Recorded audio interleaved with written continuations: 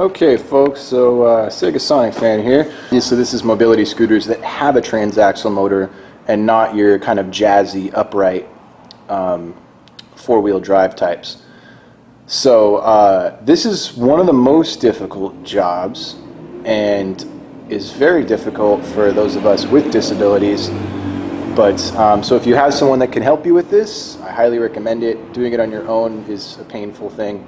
I'm definitely going to be injuring myself a little bit in this video, but I have to do it. I don't have anybody else to help, and my motor's breaking, so I'm going to kind of share the knowledge with people. And yeah, now the first thing you might ask why you would want to change a transaxle motor. Now I'll see if I can demonstrate the problem mine is having for you. The main thing is you'll get damaged roller ball bearings, and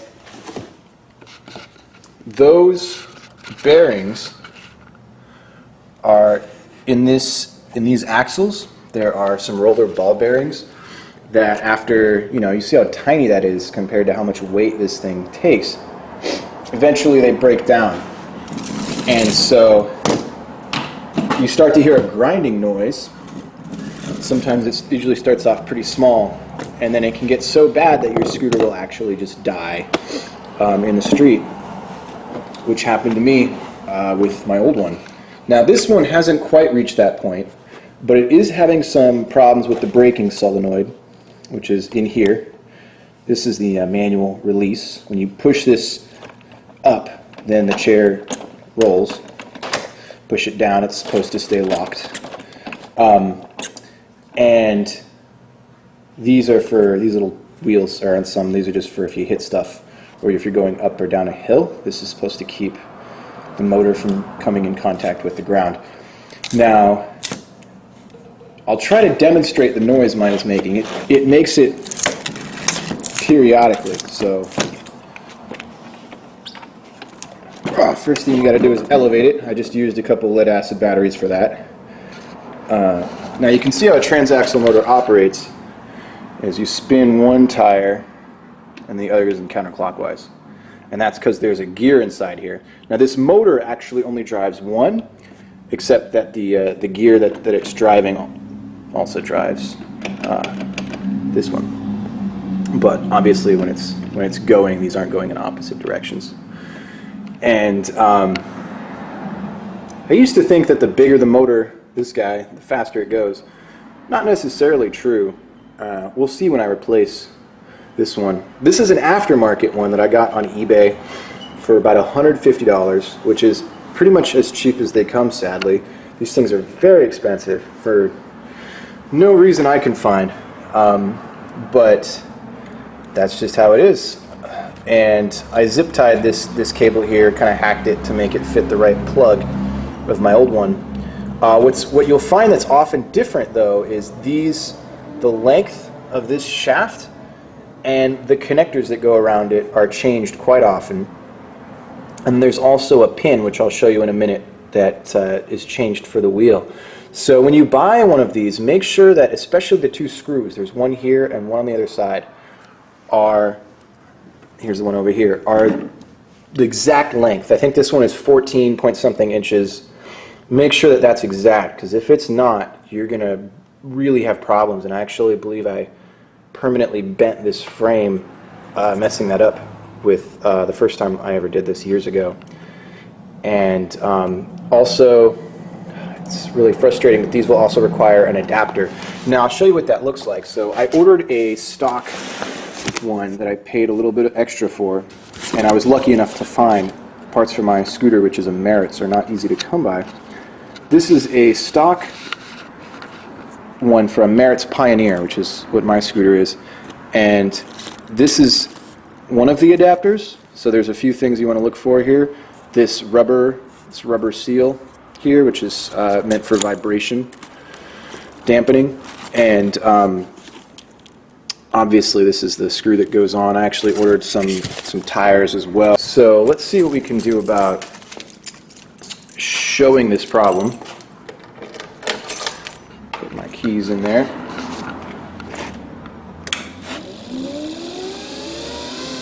So far it sounds fine. This is how it should sound, with no grinding sound.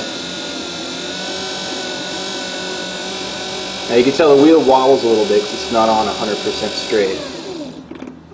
That'll change some of the wear maybe, but overall it's not that bad. And I might not actually get a grinding sound without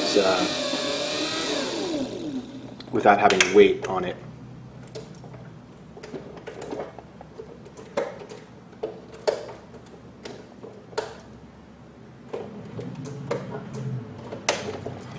So, yeah.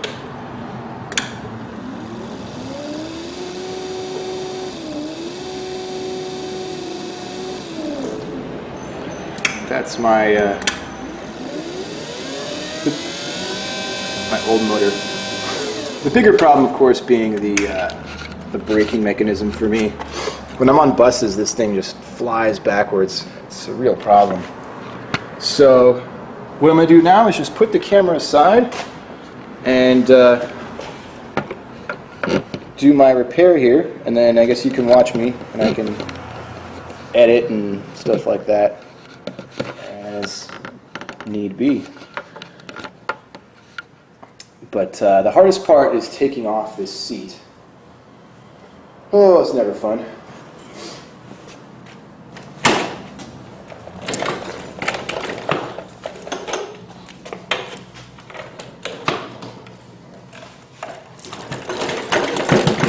Okay, that time it came out a little bit easier. But it actually just pulls out. There's no fixed pin to hold it in, at least in my model here. So now I have a bunch of custom modifications on here that your scooter obviously is not going to have. The gray box there is a custom charger, or you can buy it. It's called a Genius charger by Norco, I believe. It's very, very excellent. I cannot recommend that charger enough. I think it's saved me a lot of money on buying new batteries. So next thing I got to do is take off the plastic cover here, and this thing just pulls right off. I have some LED lights I'm going to unvelcro first.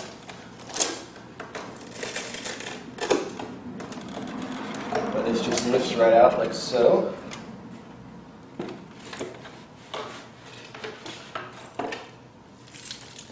Now I have two upgraded batteries. Those are 35 amp batteries, but this actually originally came with 18 amps, 18 amp smaller size sealed deep cycle lead acid batteries. So these are upgraded ones. They work quite well. I put some foam in there to keep them from bouncing around when I'm going down the street. So now I'm going to get out my tools here, and I really recommend power tools if you have them or can afford them. At least for me with my disabilities, it helps a lot and saves a lot of pain that isn't necessary. So these screws are rated at 13 millimeters. Looks like is the size. This is the same size as the screw that's on the end of the. Is the one that's on the end of the tire? No, it's the one that's inside the hubcap. The screws inside the hubcap are also 13 millimeters. Now I should probably put the tires on first. Now that I'm thinking about it. This new motor here. These guys are not lightweight, that's for sure.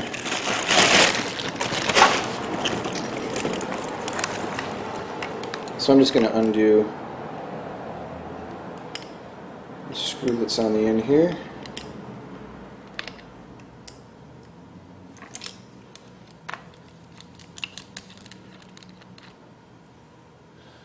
Yeah, not sure now that I think about it. It might be easier to put the motor on without the tires. That's a good question. Which way to do that is going to be the best. Well, let's see.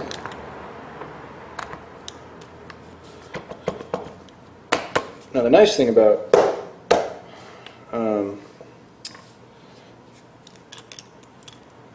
that key being there, this key right here, is that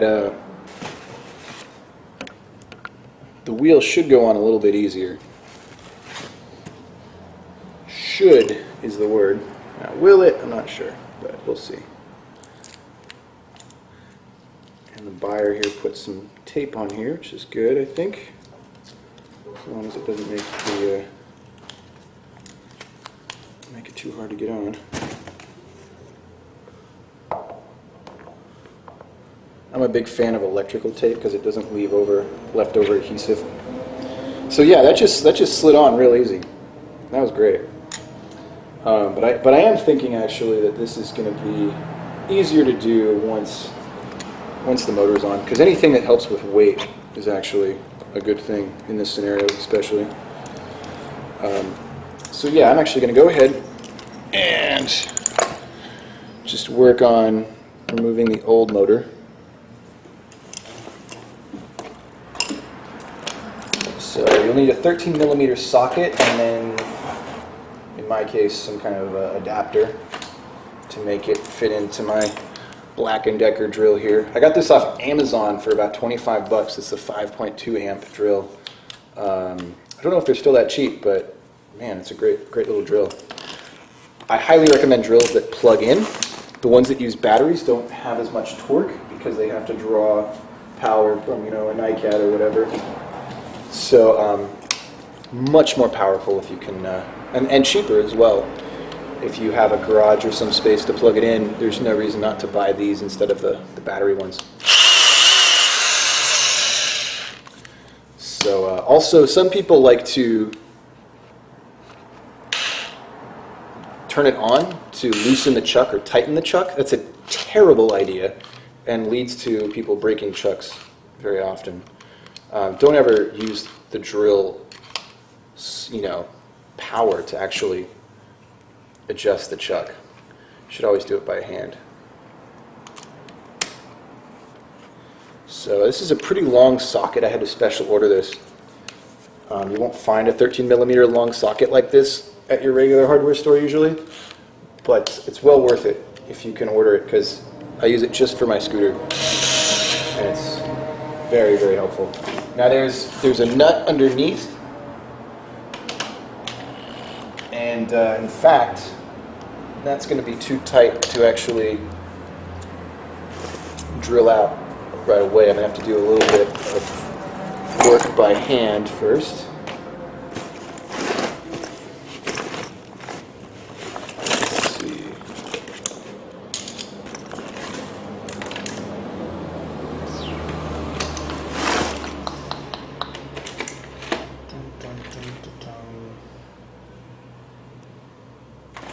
May need an adapter for this part.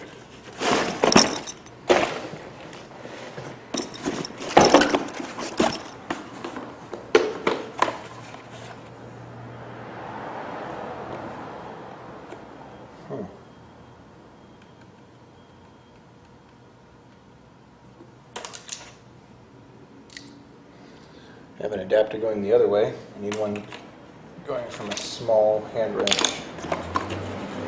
a large. Let's see if I have this adapter.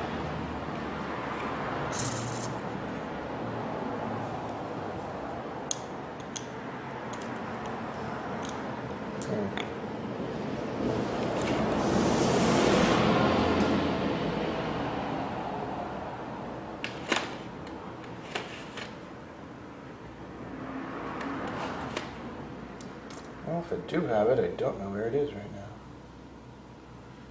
Well, in that case, I'm going to have to use this guy, if I can reach. Probably shouldn't be too hard. Start here. Alright. Yeah, it's not too bad. You do want to make this as tight as possible. Your scooter is going to have a lot of vibration with the constant impact that it's going to take with curbs and sidewalks and stuff. So having your screws really tight is important.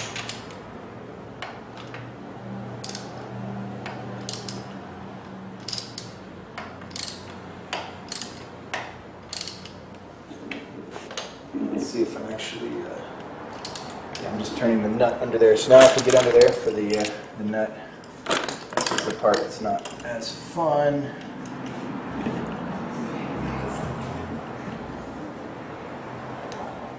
Let's see what we can do.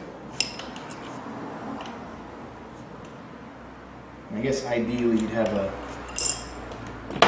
wrench with the exact measurement and not just an adjustable like I have.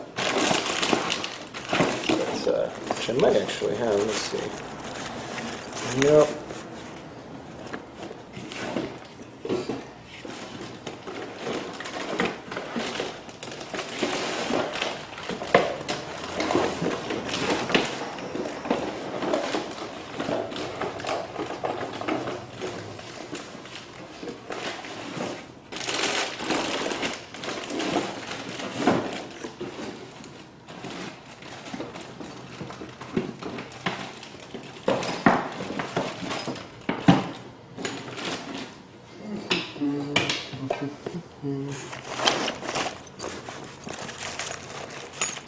Alright, what? Just words.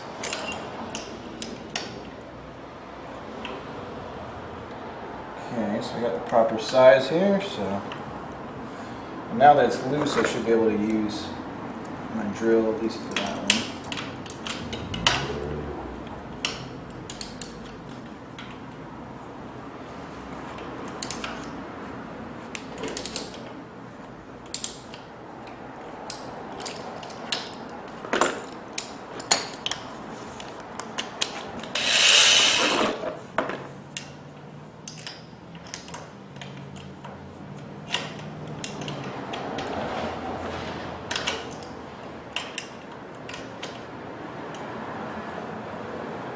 So let's see if I can get maybe a better camera angle here.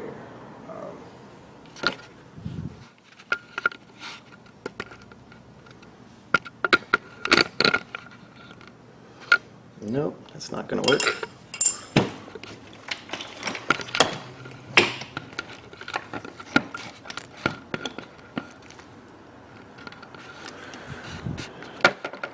Yep, there's no better place to put this, unfortunately, to give more detail.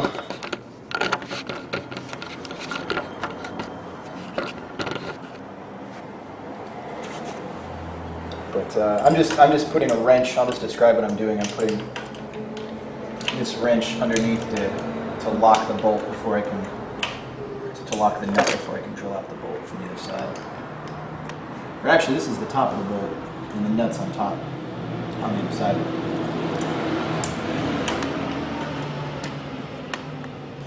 So let's see. Great, came out nice and easy.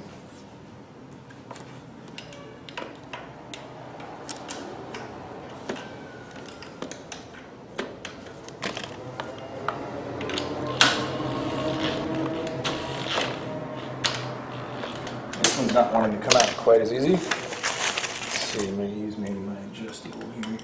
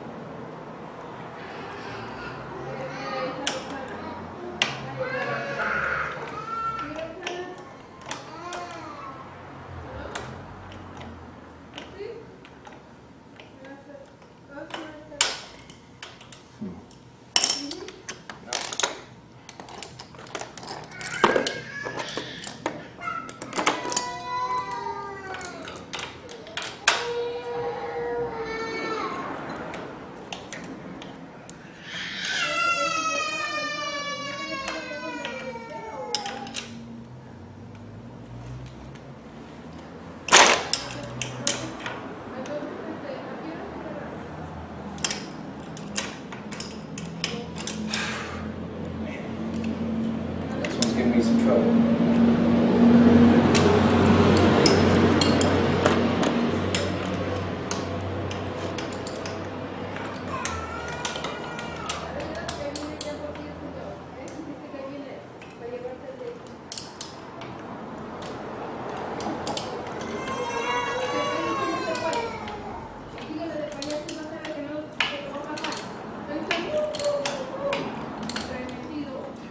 No scooter repair is complete without a crying baby.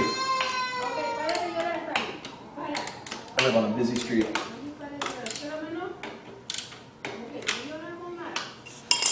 Alright.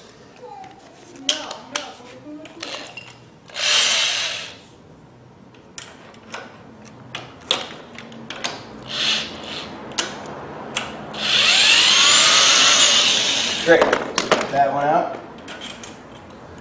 So both are removed on that side. I should probably do one from each first, because I'm sure it's possible to damage the frame this way. So do that if you do this yourself. Do.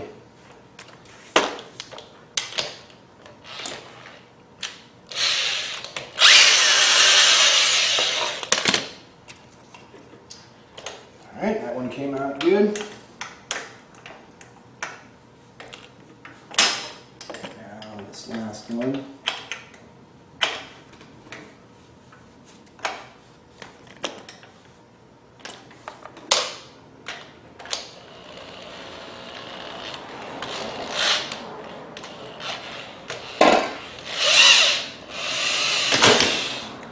Alright. So, got it all out. Now, I should say it's good to unplug the motor first. I have enough slack on this that it's not really a problem, but definitely good to unplug the motor first.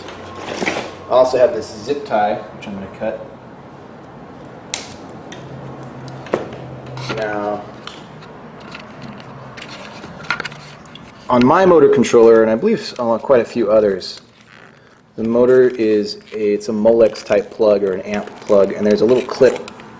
A lot of times you can just pull it out, but you definitely want to put some pressure on the top of it, which is where the clip is, and then pull. There's also often this cover on it. Well, there went the scooter without the back tires. I'm going to try to do this without the camera.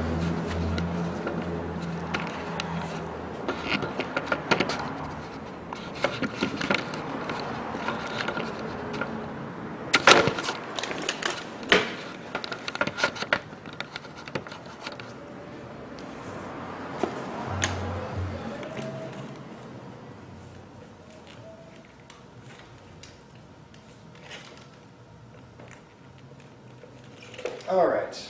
Got the clip, got it pulled out. Let's roll the motor out.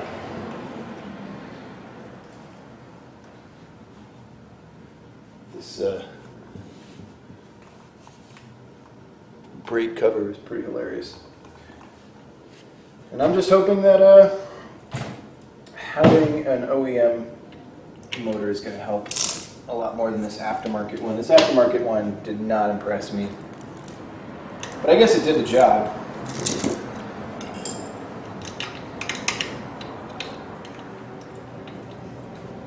So, got the bolts in here.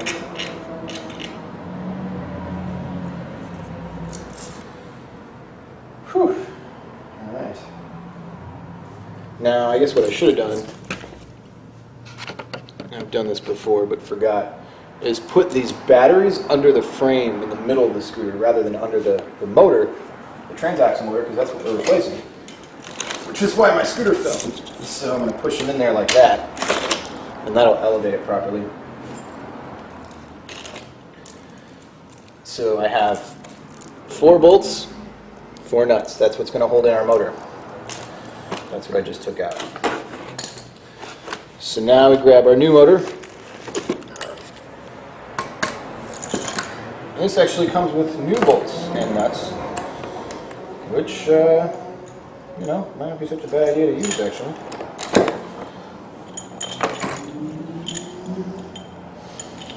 It's amazing how grimy mine have gotten over the years.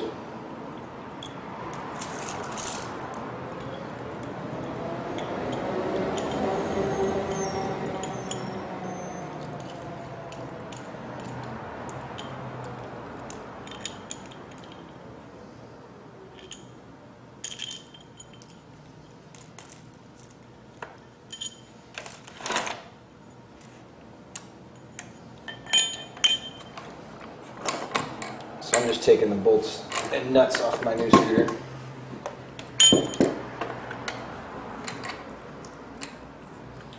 I actually bought this one used. I'm hoping it's going to be okay. It does have a bit of a grinding type noise. It's a little bit different than the ball bearing noise that I'm used to, but we'll find out. See, this one has a different nut. Interesting. Okay, so first thing you want to do is set the motor on, making sure that your brake release is on the right side with your wire cable, at least in the case of my scooter, which is a Merit's Pioneer 2. And we want to make sure that these brackets that go over the rubber seal that I showed you earlier are on snug and properly. I might have to go get a hammer to do that just right. We'll see.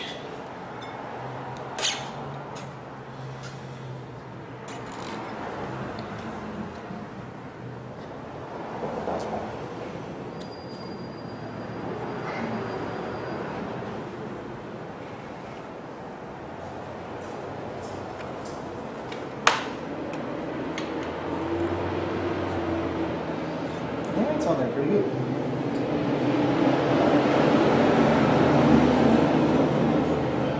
So the last thing you want to do is connect the motor. I'm not going to do that right now. I'm going to save that for later. And yeah, I guess the original design is the bolts, the nuts are on the bottom. And I guess we could do that. I guess there's no reason not to. I had it backwards since I had replaced mine so long ago. And I'm going to follow my own advice and do one on each first, which should help with proper alignment and everything as well.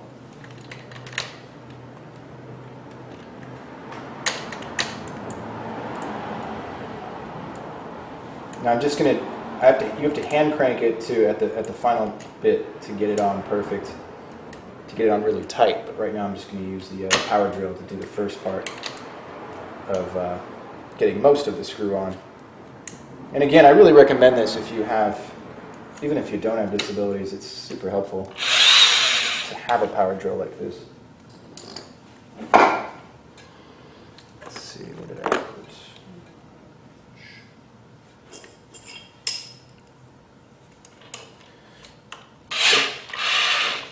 But when the power drill starts to struggle a little bit, you definitely want to stop. You don't want to kill the drill.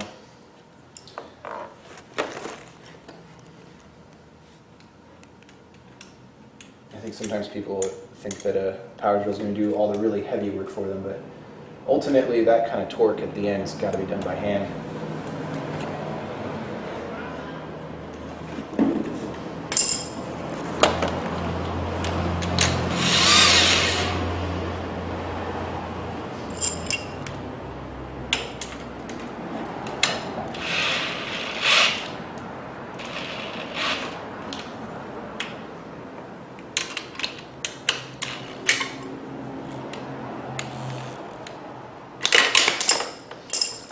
Alright, now we do the opposing bolts.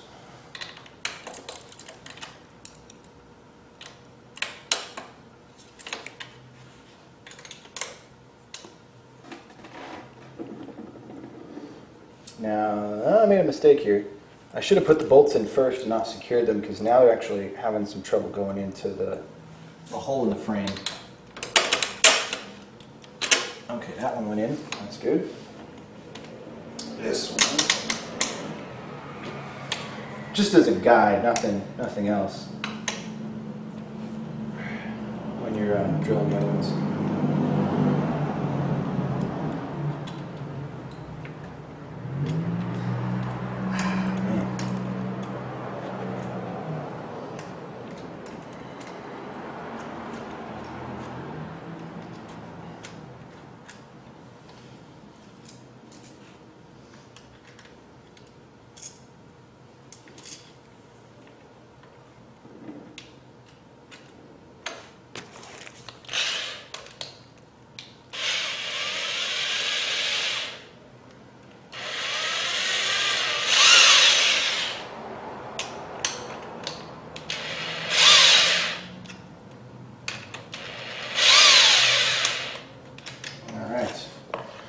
The drill, I got it fed through properly.